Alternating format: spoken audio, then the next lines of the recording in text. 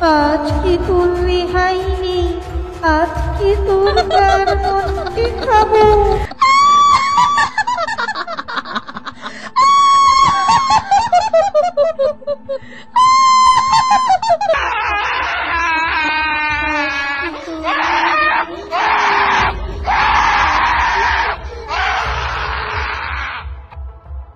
সময়টা ছিল শীতকাল। তার আগে আমি আমার পরিচয়টা দিয়ে নিই। আমার নাম রাসেল। ছোটখাটো একটা চাকরি করেই পরিবার সামলাই। তবে এবার শীতে কেন জানি কোথাও ঘুরতে যেতে ইচ্ছে করছে। ছোটবেলায় শীতকালে কতই না মজা হতো। মাঝে মাঝে মনে হয় ছোটবেলায় ফিরে যাই। এসব ভাবতে ভাবতেই মনে পড়ে গেল আমার ছোটবেলার বন্ধুর কথা। এই কয়েক মাস আগেই তার সাথে কথা হয়েছিল। আমাকে অনেক আকুতি মিনতি করে বলেছিল তার গ্রামের বাড়ি থেকে ঘুরে আসতে, কিন্তু আমি কাজের ব্যস্ততার কারণে যেতে পারিনি। কিন্তু এবার ভাবলাম একবার বন্ধুর বাড়ি থেকে ঘুরেই আসি। ঘুরেও আসা হলো, আর বন্ধুর সাথে ঘোরাঘুরি করা হলো, বন্ধুও খুশি হলো। তাই ভাবলাম আমার বন্ধুকে বিষয়টা জানাই। বন্ধুকে বিষয়টা জানানো মাত্র বন্ধু তো বেজায় খুশি। বন্ধু বলল, তুই যেদিন আসবি ওই দিন আমাকে ফোন দিবি, আমি তোর জন্য অপেক্ষা করব। তখন আমি চলে গেলাম তাড়াহুড়া করে অফিসে ছুটির জন্য। অফিস থেকে ছুটি নিয়ে চলে আসলাম বাড়িতে। বাড়ি হতে রেডি হতে হতেই অনেক দেরি হয়ে গেল। প্রায় বিকালের দিকে রওনা হলাম ট্রেনের উদ্দেশ্যে।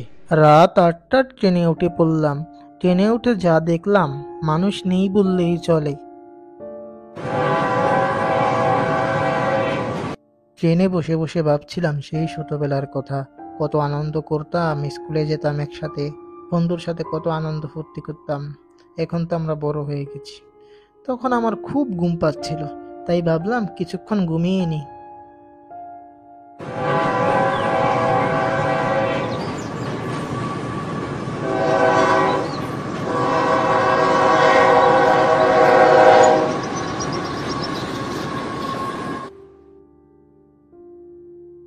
যখন আমার ঘুম ভাঙলো তখন বুঝতে পারলাম যে অনেক দূর চলে এসেছি।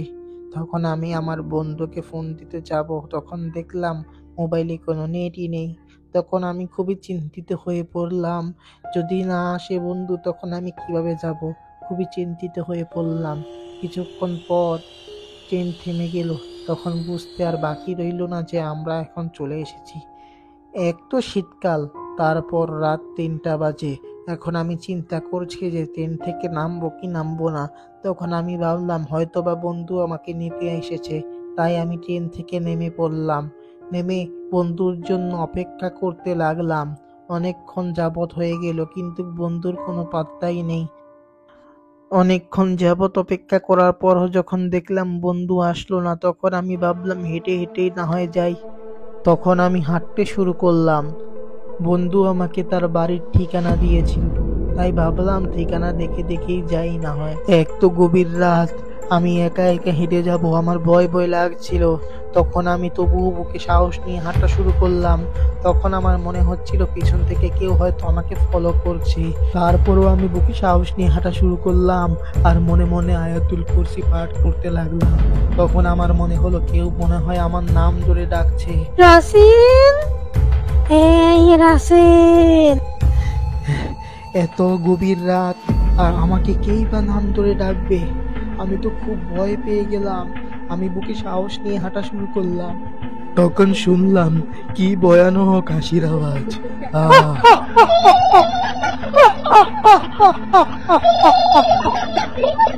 রাসেল, এই রাসেল।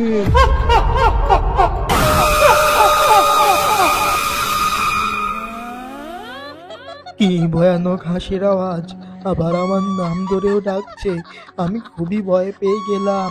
আমি পিছনের দিকে তাকালাম না, আমি সোজা হাঁটা শুরু করলাম, আর মনে মনে আয়াতুল কুরসি পাঠ করতে লাগলাম। আহ, আহ, আহ। কিছুক্ষণ পর হাসিটা থেমে গেল। আমি সোজা হাঁটা শুরু করলাম আল্লাহর নাম নিয়ে। তখন দেখলাম একটা কালো কুচকুচে, চোখগুলো লাল টকটকে একটা বিড়াল আমার দিকে ভয়ঙ্কর দৃশ্যে তাকিয়ে আছে। আমি পাত্তা না দিয়ে সোজা হাঁটা শুরু করলাম। হাঁটতে হাঁটতে অনেক দূর চলে আসলাম। তখন আবার ওই হাসির আওয়াজ, কি ভয়ানক হাসির আওয়াজ আবার বেশি আসছিল। আমি খুবই ভয় পেয়ে গেলাম। রাসেল, এই রাসূল, বক্সের পিছনে টাকা বলছি। আমার নাম ধরে ডাকছে। কি ভয়ানক হাসির আওয়াজ!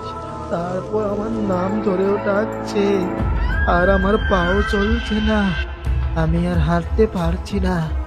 আমি হার মেনে নিয়েছি, আমি ক্লান্ত। এখন আমি বুকে সাহস নিয়ে তারপরে পিছনের দিকে তাকালাম। তাকিয়ে যা দেখলাম তা দেখার মতো নয়। কতগুলো কঙ্কাল আর একটা ভয়ানক পিশাচিনী আমার দিকে ভয়ানক দৃষ্টিতে তাকিয়ে আছে। এটি কি দেখছি? আজ কি তোর রেহাই নেই, আজ কি তোর গার মনকে খাবো। অনেকদিন পর মানুষ পেয়েছি।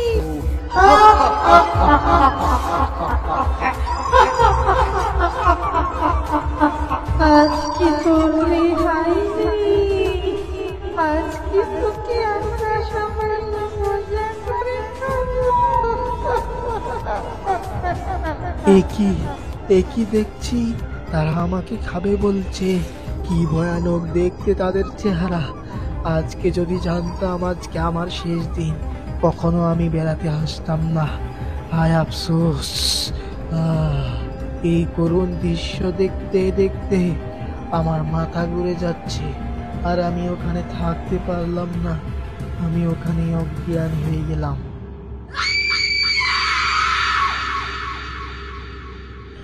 যখন আমার জ্ঞান ফিরল তখন আমি বুঝতে পারলাম যে আমি আমার বন্ধুর বাসায়। পাশে দেখলাম আমার বন্ধু বসে আছে। তখন আমার বন্ধু আমাকে জিজ্ঞাসা করলো কি হয়েছিল।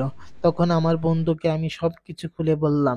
তখন আমার বন্ধু বলল, আমি তো জানতাম না যে তুই আসবি। আমি ভেবেছি তুই আজকে আসবি না, কিন্তু আন্টি ফোন দিয়ে বলল তুই নাকি আসছিস।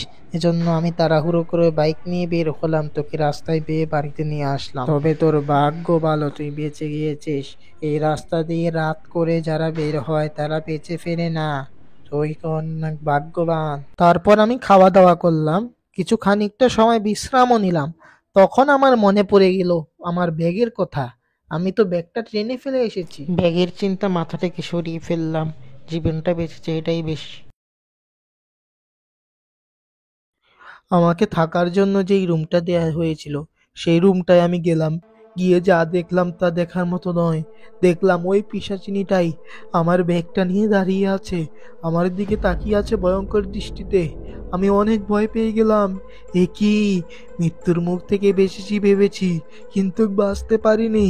হয়তো ভাগ্যে আমার এই পিশাচিনীর হাতেই মৃত্যু লেখা ছিল, কিন্তু ভাগ্যকে কি তো পরিবর্তন করা যায় না। আহ হায় আফসোস! এখন কি হবে? কি ছিল? নাকি ওই টিনটাই ভূতের টেন ছিল? আবার দেখলাম আরো একটা পিশাচিনী ওখানে হাজির। এ কি! আজকে কি আমার মরণ ঘনিয়ে এসেছে? আজকে কি আমার শেষ দিন? সত্যি আজকে কি আমার শেষ দিন? আমার কি উপরে যাওয়ার টিকিটটা কাটা হয়ে গেছে নাকি?